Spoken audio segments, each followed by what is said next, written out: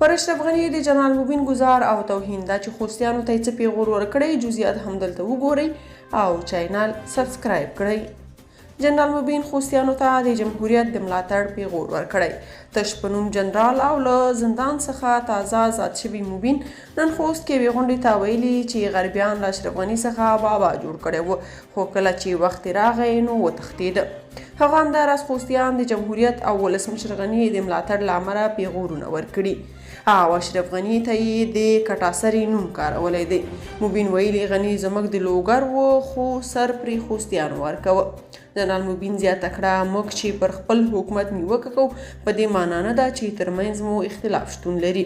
یو شمېر افغانانو بیا ټولنیزو رسنیو کې د جنرال مبین په غبرګون کې ویلي چې مبین د طالبانو حکومت کې هیڅ دنده نه لري. د خیریه بنسټ په نوم یې له خلکو لکونه افغانۍ غلا کړي او اوس طالب مشرانو ته د چاپلوسۍ لپاره جمهوریت او اشرف غني ته سپکاوی کوي تر څو یو ځل بیا زنداني نشي.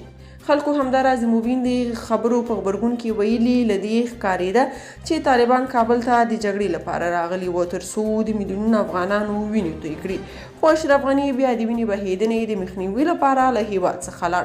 طالبان که رښتیا هوښیاران وي او پر افغانانو یې زړونه خوږېږي نو د اشرف غني تګ باندې باید ملنډې ونه وهي. تاسو د جنرال مبین د دې خبرو په اړه څه نظر لرئ؟ کومنټ کې شریک او چینل سبسکرایب کړئ.